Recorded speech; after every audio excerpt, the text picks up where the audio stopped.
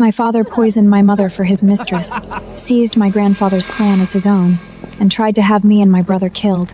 They thought I was dead. Instead, I walked into the palace under another name and became Alpha King's fated mate. Every single one of them will pay for what they've done. My mother died giving birth to father, Ethan Voss. Came from nothing, but he was brilliant. And he caught the attention of my grandfather, who was the Campbell clan's alpha leader at the time. My grandfather had only one child, my mother, and no male heir.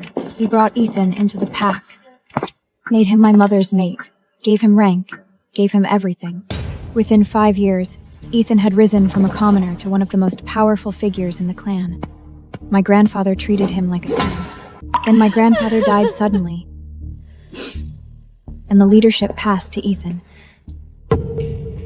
After that, he changed.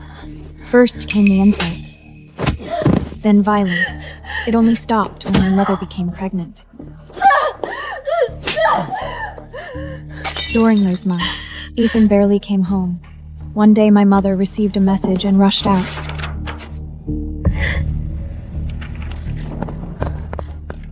She came back half a day later, her face swollen, her eyes red. She refused to tell me what had happened. She just held me and cried.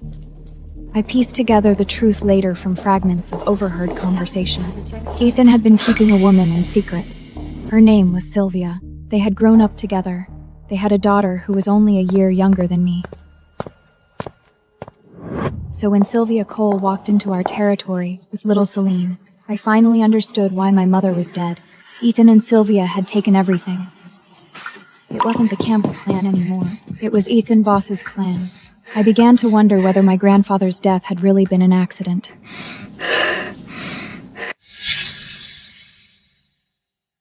So my brother and I had to survive. Sylvia was capable. Within a year, she became my father's official mate. She took over the clan's affairs, large and small, and had every servant loyal to her within months. Her reputation spread. She was the moon goddess's gift to the earth, generous and full of love, who cherished her mate's children more than her own. Only, I knew she was slowly destroying us. She hired the strictest tutors for Celine. Dance, combat training, etiquette, conduct, everything a future alpha's mate or high-ranking beta would need to know. As for me, she said she couldn't bear to watch me suffer, so I had no teachers, no instruction of any kind. You'll find a good mate eventually.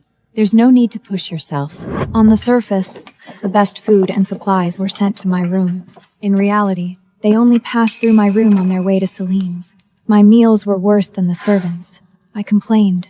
No one believed me. My father may have had his suspicions, but he didn't care. When I accused Sylvia, she never argued back. She only pressed her lips together and let the tears fall. In everyone's eyes, I was a spoiled, ungrateful girl, and she was a silent saint enduring my cruelty. What waited for me afterward was my father's hand across my face. You're exactly like your mother. Disgusting. You were born useless.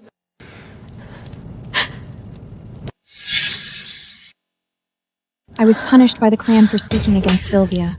I was bedridden for more than 2 weeks. You were born useless. My reputation grew worse.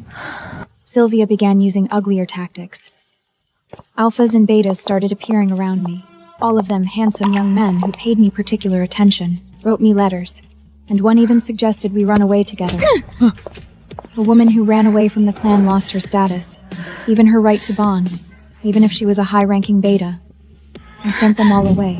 But my reputation kept deteriorating. My father used it to accuse me constantly. Undisciplined, shameless, a disgrace to the family. The others in the territory whispered that I was a flirt, that I was loose. Celine often came to mock me, sending servants to sneer at me when I walked past. I understood what they were doing. They wanted to break me with words until I collapsed. I was not going to give them that. My brother's situation was slightly better. Sylvia had no sons, which made my brother my father's only son. She didn't dare abuse him openly, so his meals were decent. But in every other way, she was crueler to him than she was to me. When he was 5, she arranged for 2 young betas to teach him to gamble. I found out and broke both their hands. He's a fast learner. When he was 7, He'll be a great knight. Thank you, Master Cole. That means a great deal to us. his teachers praised his academic progress. The next day, 2 beautiful Omegas appeared in his room, claiming they were worried about the cold. That same night,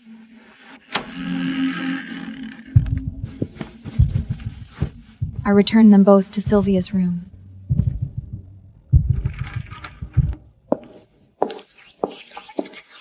People called me a violent lunatic. I knew I couldn't protect my brother forever. I was nearly of mating age. When that day came, I would be sent away, but my reputation was already destroyed. No respected alpha in this territory would take me as a mate. Sylvia would have me expelled from the territory and killed on the road to wherever they sent me. I had considered running away with my brother, but unmated women from the clan couldn't enter other territories. We wouldn't get far, and Sylvia would have us tracked down and killed and blame it on rogue wolves. This territory, this clan, had been built by my grandfather and inherited by my mother. I was not going to hand it to Sylvia and my father. The moon goddess gave my brother and me a reason to hope. The Alpha King had taken the throne. He needed a mate. Every clan leader was required to send one daughter to the palace, from whom the most suitable woman would be chosen as the Alpha King's companion. In the Voss family, only I and Celine qualified. I was the eldest daughter of the Voss family. Celine was my stepsister. By right, it should be me who was sent to the palace. I knew my father and Sylvia would never allow it. They were afraid of what I might do if I ever gained real standing, so I went to Sylvia directly. Send my brother to the Royal Academy. Give him enough money to study there for 10 years. I'll enter a convent and become a nun. Let Celine go to the palace in my place. The Royal Academy was far from the territory. Its headmaster had been the old Alpha King's teacher. My father had no influence there. Neither did Sylvia. 10 years would be enough time for my brother to grow into a strong and independent alpha. You use underhanded means to put Celine in my place, but as long as I'm alive, I will expose the scheme. I knew she didn't want my brother out of her reach, but she wanted Celine in the palace more. Both you and Celine would be finished in the Alpha King's eyes. Is it worth it? The next morning, her servant came to tell me my brother's bags were packed. Your brother has already packed his bags. My brother came to say goodbye. His eyes were red. He started crying. Sister, I'm leaving. What about you? I ruffled his hair. Study hard. Become an alpha everyone respects. Then come back and protect me. I didn't tell him about my plans for revenge. He was only 8. He only knew our mother was dead. That Sylvia and Celine treated us like outsiders. That our father didn't care. We only had each other. Sister, in 5 years, I'll come back at the top of my class. I'll be your support. I'll take you away from him and give you the best life. I smiled and nodded. I'll be waiting. When you get there, dismiss every person Sylvia sent with you. Not one should remain. Find your own staff. And whatever Sylvia or father write to you, don't believe it. Even if they tell you I've died and ask you to come home, don't come back. Study, grow up, then come protect me. He went pale and nodded slowly. I understand, sister. Take care of yourself. Promise me you'll wait. Promise. The next morning, I hurried him out early. I was afraid of delays, afraid something would go wrong. He understood. He looked back one last time before he left. After he was gone, Sylvia moved quickly. She started spreading rumors. She said I had become devout, that I wanted to enter a convent, and that she had been desperately trying to talk me out of it. She looked genuinely worried. I asked quietly around and found out why. The Alpha King's selection date had been moved forward. I didn't argue with her. I let the rumors spread. I began praying visibly at home, announcing that I intended to become a nun. I declared that in 3 days I would leave for the convent outside the territory. I knew this was my first real confrontation with Sylvia. My brother was safe. I had nothing holding me back. Sylvia wanted Celine in the palace. So did I. Not for wealth, for power. Only power would let me bring those two to justice. So I had to win. 3 days later, two things shook the territory. First, Serena Voss, the eldest alpha daughter of the Voss family, had renounced clan life and left alone for the convent. Second, the clan leader and his wife refused to let her go, but Serena got into a carriage and left anyway. On the road, she was attacked by wolves. The carriage remained away. Nobody was ever found. Witnesses said the clan leader and his wife collapsed at the cliff's edge. The wife tried to throw herself over several times. People said she truly loved that girl. I walked through the market listening to vendors gossip about how kind Sylvia was and how reckless and ungrateful Serena had been. I had to stop myself from laughing. Ethan and Sylvia worked in perfect coordination. Their performance was flawless. That ambush had been arranged by Sylvia, but I had seen it coming. She couldn't let me keep threatening Celine's position. Even if I actually entered a convent, she wouldn't trust me. So the whole convent plan was a performance for her benefit. And I happened to need a reason to disappear. When the attackers appeared on the road, I punctured their rear wheel with a nail and let the carriage roll toward the cliff. In confusion, I jumped out and hid in the trees. From where the witnesses stood. It looked like the carriage went over with someone in it. I was dead now. Ethan and Sylvia had no reason to keep watching me, which meant I could travel to the palace without interference. My father had the clan title and connections. If he wanted to block me from the selection, he could. But as a dead woman, no one would stop me. I stopped in front of a large house on the edge of the city. I had to come here. The man inside was my way into the palace. I waited until sunset. A covered carriage came down the road and stopped. An older man stepped out, ruddy-faced, wearing the gray uniform of a royal steward. I smiled, pulled back my hood, and stepped forward.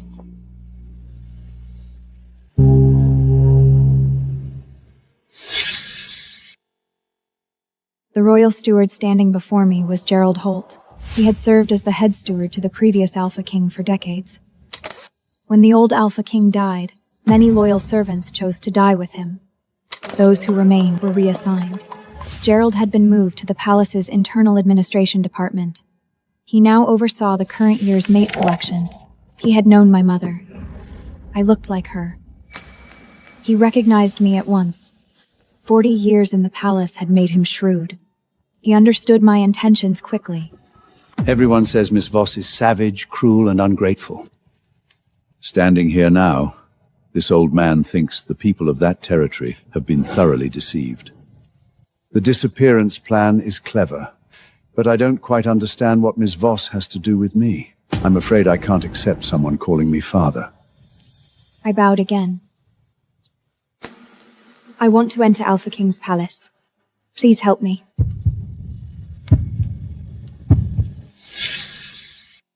Gerald narrowed his eyes and said nothing. You are the old Alpha King's chief steward. Everyone in the palace respects you.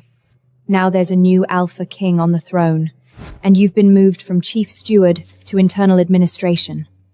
On the surface, not much has changed, but you know it has. You know too much. The people who want you gone are still holding back because the old king hasn't been dead long. But in 2 years, your position will become very dangerous. One evening, someone might find you face down in the fountain. If I enter the palace, I can protect you. Once I have standing, I will protect you. As a show of good faith, I would like to call you my foster father. Just between us, a daughter greeting her father. Gerald had not chosen to die with the old king, which told me he feared death. 40 years in that place had made him many enemies. His protector was gone. He needed an ally. He was silent for a long moment.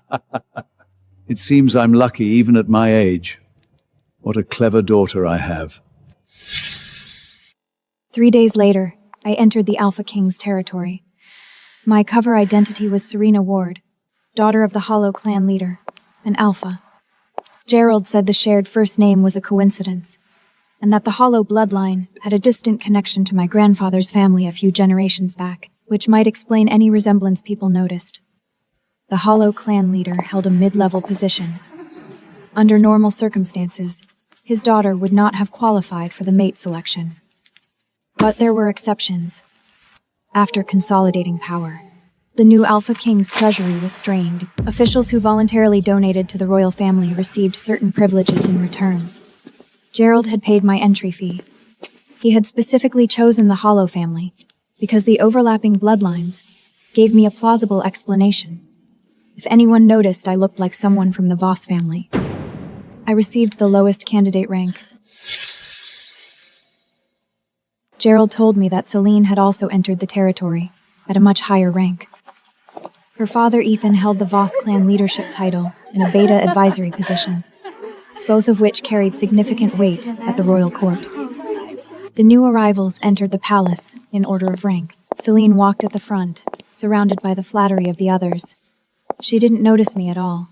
I made sure she would. I deliberately made noise, drew everyone's attention, and Celine turned around and saw me. Her face went white.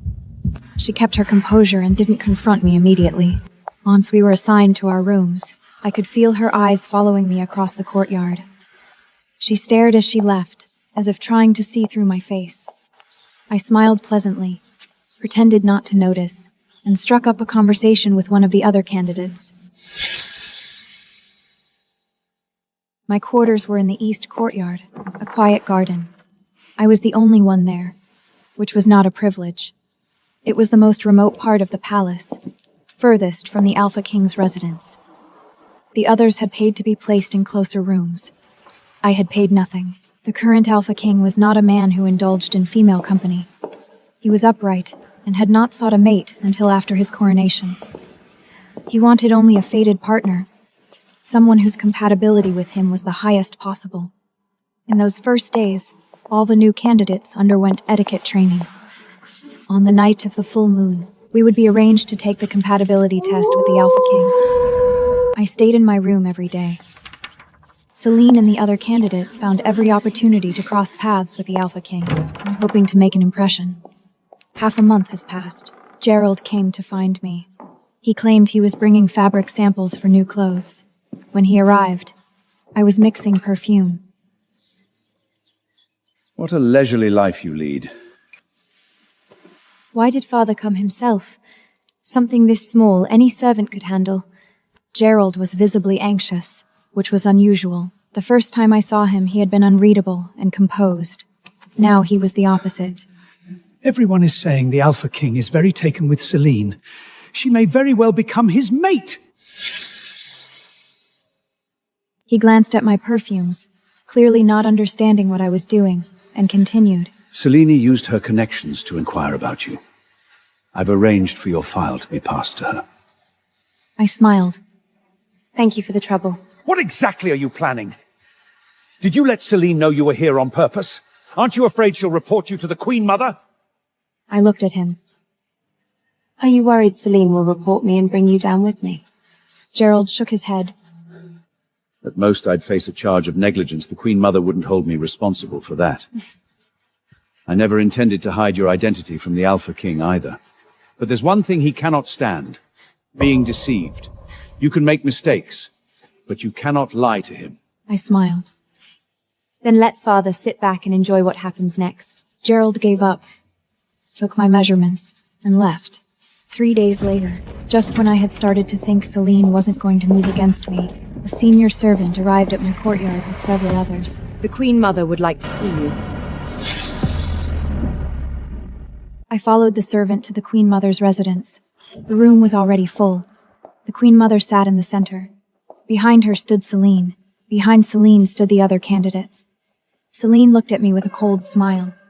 I stepped forward and addressed the Queen Mother first, with a formal greeting. Miss Ward, Miss Voss tells me you are not Serena Ward, daughter of the Hallow clan leader. Using a false identity is a grave offense. Do you admit it? I gave a slight bow. I am Serena Ward. I don't know why Miss Vox would say otherwise. Celine let out a contemptuous sound. Serena Voss, stop performing. I wouldn't have reported you without evidence. The young woman before you is my sister, Serena Voss, eldest daughter of the Voss family. She faked her own death, fabricated a staged attack, and infiltrated this place under a false name. Her contempt for the Alpha King is unforgivable. My father taught me to place the Alpha King above all else. Seeing someone desecrate the royal family in this way, I had no choice but to report it. I cannot allow her to continue. A few candidates began murmuring praise. What integrity, what loyalty. The Queen Mother looked at me. What do you have to say? I looked at Celine. What evidence does Miss Voss have? I may only be a low-ranked candidate, but I have my dignity. If Miss Voss wishes to make an accusation, I'd like to see actual proof. Celine's expression sharpened. You can change your appearance, but you can't change everything. I've asked around. Your eating habits, your mannerisms, all of them match Serena Voss. I can bring members of the Voss family to testify. She turned to the Queen Mother. Serena Voss has a burn scar on her shoulder. She was careless as a child, got too close to a fire. I've asked the other candidates. Miss Ward has the same scar. Whether or not she's my sister can be verified with a simple inspection. I smiled at myself. My eating habits had been reported to Celine by Gerald's people, according to my instructions. As for the scar, every eye in the room was on me. I gave a small bow and spoke. Your Highness, Miss Voss says her witnesses are all from her own family. They will naturally speak in her favor. That proves nothing. As for the resemblance between myself and this Serena Voss, it may be explained by the distant shared ancestry between the Hallow family and the Voss family. Some likeness between us would not be surprising. If Miss Voss wishes to verify this, she is welcome to send someone to the Hallow territory. My family will confirm everything. I looked at her. Celine held her breath. She could not bring the Hallow family to the palace, and she could not bring the Voss family either, because the Voss family was originally the Campbell family.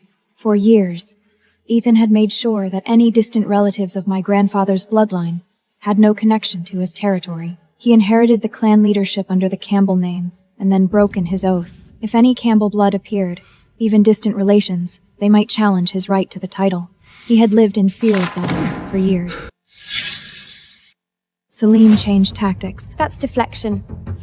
If you have nothing to hide, show us your shoulder. I let my expression show hurt. Even as a low-ranked candidate, I have a family reputation to protect. Miss Voss is demanding I undress in front of this many people. That is a profound humiliation.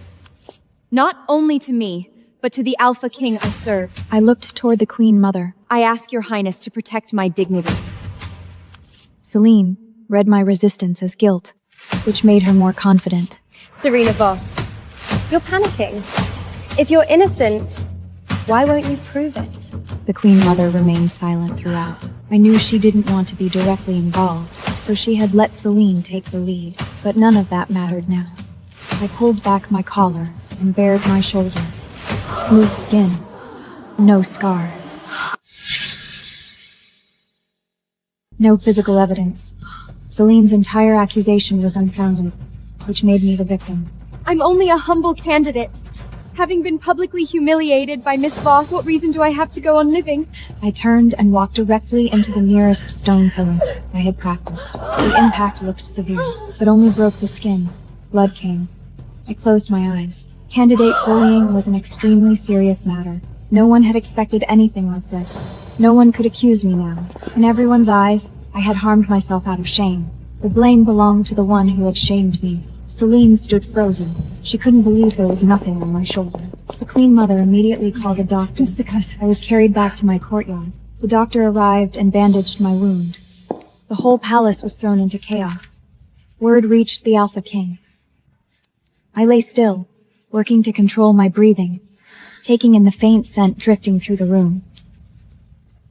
It was the fragrance I had been mixing since I arrived at the palace. Months of careful preparation. Whether my plan succeeded or failed would be decided in this moment. I felt the Alpha King come to stand at my bedside. He sat down and said nothing. Then he spoke. Miss Voss's accusations were baseless. She has not yet learned proper royal conduct. She has been demoted and placed under house arrest. The best doctor will treat you. There will be no scarring. We were alone in the room. I could feel him watching me. The Alpha King sat quietly. I kept still and pretended to sleep. After some time, I heard slow and even breathing. The silence around me grew deeper. I carefully opened one eye. The Alpha King had fallen asleep, leaning against the side of my bed. I let out a breath so quiet it barely existed. I had done it. Months of careful preparation had finally paid off.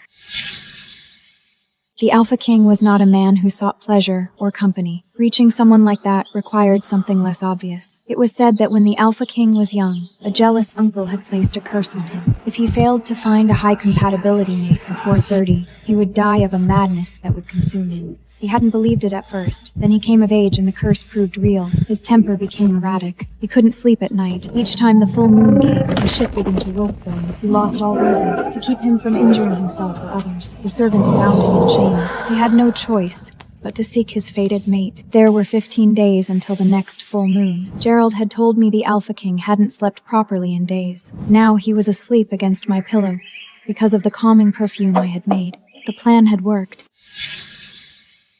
The Alpha King came to my room for 3 days in a row. While he was there, I simply stayed quiet. Sometimes I read. Sometimes I sat beside him while he handled official affairs. Occasionally he would hold me, pressing his face into the curve of my neck, breathing me in. He said the scent always made him calm. He was young. He was handsome. No wonder the candidates were always trying to cross his path. He noticed me watching him and looked up. I looked away quickly, a little flustered. Miss Voss. My heart jumped. Yes? You're holding the book upside down. I closed it immediately. The Alpha King stood, crossed to where I sat, and picked me up. He carried me to the bed, lay down beside me, and pulled me close. Sleep. He allowed me into his study, a privilege no other candidate had received.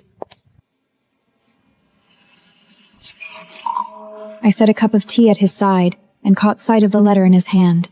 I went still. It was a report from Ethan Voss. The corner of my eye twitched. A formal letter of apology regarding the Celine incident. Pouring tea had been a pretext. The Alpha King had wanted to watch my reaction to that letter.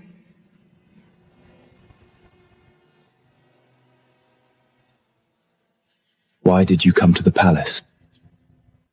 His voice was calm. He pulled me down to sit on his lap. I felt the weight of the moment. This was the first time I had truly faced the Alpha King directly. If my answer satisfied him, that letter couldn't touch me. If my answer angered him, I would be executed on the spot. I kept my face steady. I need the Alpha King. And I think by now you need me as well. The Alpha King held my gaze and said nothing. He opened his mouth, showing the sharp edge of his teeth, tilted his head down slowly, and I felt them trace lightly along my neck. Gerald had told me from the beginning that the Alpha King likely already knew who I was, so there was no point in trying to deceive him. The Alpha King suddenly shifted, and I tumbled off his lap onto the floor with a small cry. I saw his mouth curve. The tea was too bitter today. I stood up and brushed the dust from my skirt. Wait for me in your room. I'll come once today's business is done. I walked out of his study and only then understood. He hadn't touched that tea. He had done that on purpose. When I returned to my room, Gerald was already waiting. You pretended to side with Ethan. I needed advance word of their next moves. Gerald hesitated, but agreed. That night, the Alpha King came to my room as usual. Something was different. His breathing was faster than before. His eyes flickered with a dim green light. The perfume seemed to have no effect on him. He held me tightly, breathing hard, almost desperately. Serena. I reached up and held him back. The Alpha King raised his head and looked at me. Serena. A gust of wind cleared the clouds. The moon, which had been hidden, appeared whole and bright. Moonlight fell across the room, fell across the Alpha King. His frame began to grow. His limbs thickened. The shift had come early. I cried out. The higher the Alpha, the more completely they lost themselves when they shifted. The Alpha King in that state would tear me apart. I should have run immediately, but I was afraid. I had no idea how to leave his sight. Oliver! I called his name directly, boldly. He seemed to still recognize it. I forced down my fear and reached out my hand toward him. This was my only chance. If I could pull him back from the madness, it would be over. I walked toward him. The moonlight surrounded us both. A gentle white light rose from my palm and slowly expanded. Servants and guards who had heard my cry pushed open the door and gasped when they saw us. I glanced back at them. The Alpha King was agitated by the intrusion, bearing his arms. My other hand caught him. Don't be afraid. He turned back to me. I pressed my palm to his chest. The white light moved slowly into him. It traveled through him. His body gradually returned to its natural form. Someone behind me shouted, Miss Voss is the Alpha King's fated mate!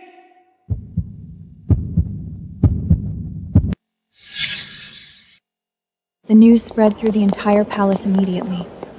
But because it was my first time using my healing ability, the Alpha King recovered while I lost consciousness. When I woke up, there was a letter from the Voss family. Ethan was ordering me to find a way to keep Celine at the palace, or he would expose my identity. I said nothing. I burned the letter. The Alpha King had found his fated mate. The other candidates were sent back to their territories, including Celine. Before she left, Serena! She came to see me. Scheming little Her eyes snake. were full of hatred. Because she had been under house arrest, she'd had no chance to get near the Alpha King at all, let alone test their compatibility. She lunged forward and wrapped her hands around my Stop! throat, and the Alpha King walked in at exactly that moment. The guards seized Celine. The Alpha King was furious. He ordered Celine never be permitted to enter the palace again.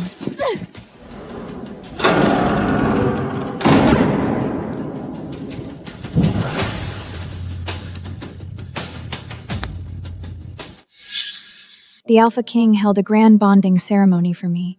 My brother, as my only living family, came from the academy. We held each other tightly. I became the mate of the most powerful person in the territory. Every clan leader came with their families to offer congratulations. Except the Voss family. The Alpha King had ordered them forbidden from setting foot on royal land, but my revenge was not yet finished.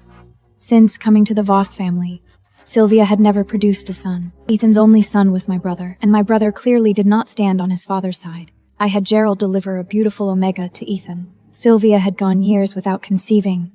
Ethan had to be desperate by now. If a woman suddenly appeared carrying a child he believed was his, even if it turned out to be an Omega daughter, Sylvia would experience exactly what my mother had once suffered. Through Gerald's careful arrangement, Sylvia learned of Ethan's other woman. She brought a group of people to find Omega and beat her badly. By the time Ethan arrived, the Omega had already miscarried.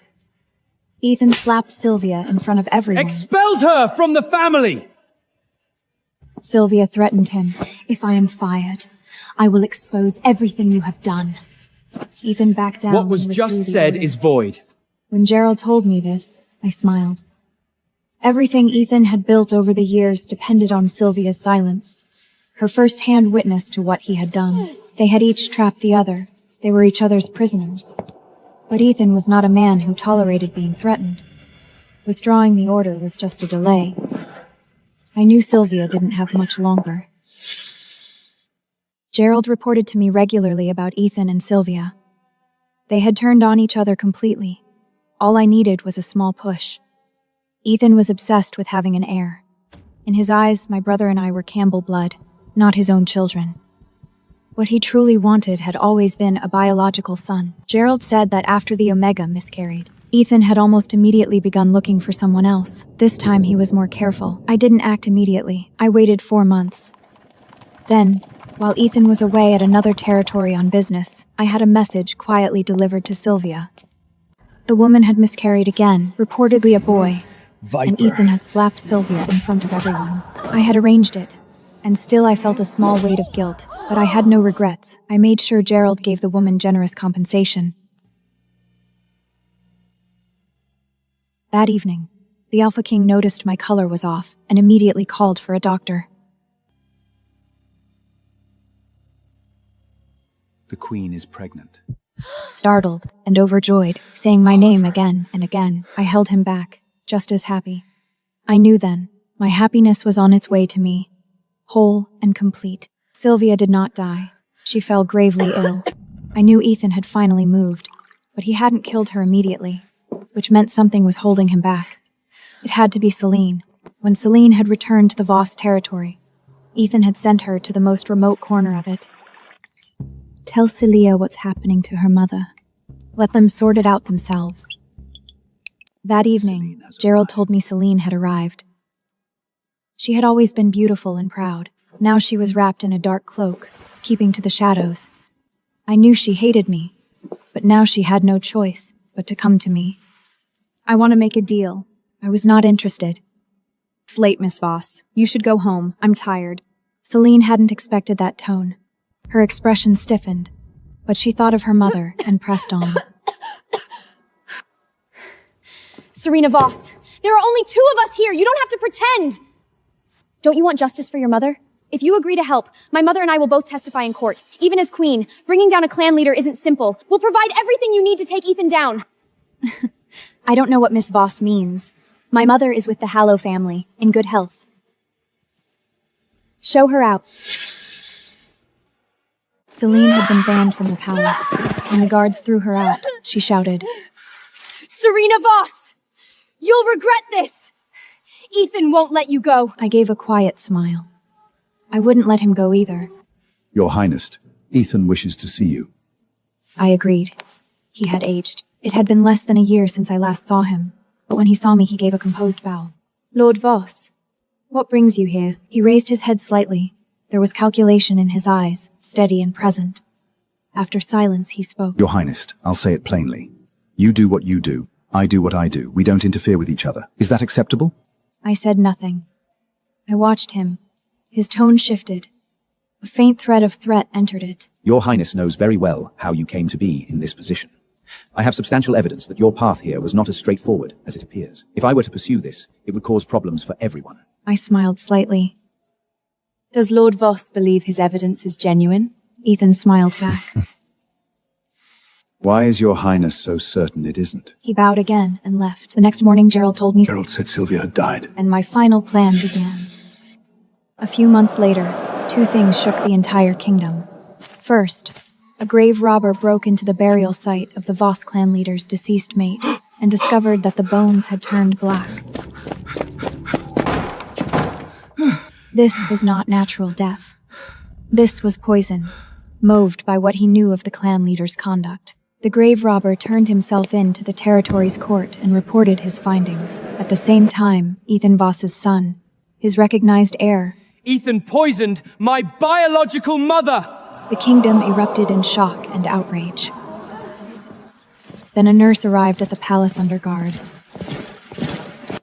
10 years ago, I personally witnessed Ethan giving the orders and saw firsthand everything that followed. This woman was one I had found long ago.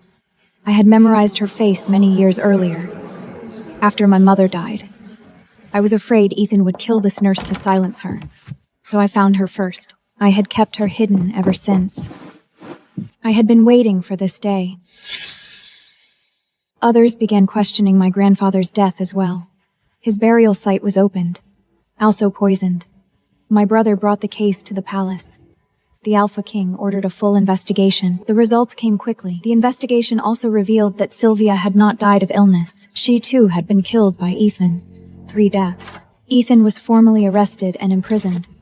In the interrogation room, he refused to confess, and instead accused me loudly. The Alpha King ordered his tongue removed. Shortly afterward, the Voss clan leadership was formally transferred to my brother. It was the Campbell clan now. Ethan's execution date was set, and my own due date was approaching.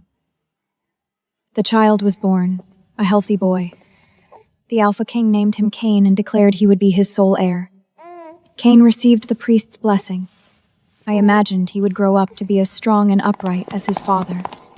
My brother was too occupied with clan affairs to come in person, so he sent a letter. He said he was sorry. He hadn't grown up fast enough. He had let me suffer. I told him I hadn't suffered. The Alpha King had sheltered me, and now I had Cain. That night I held Cain, and the Alpha King held me. Alpha King. Call me by my name.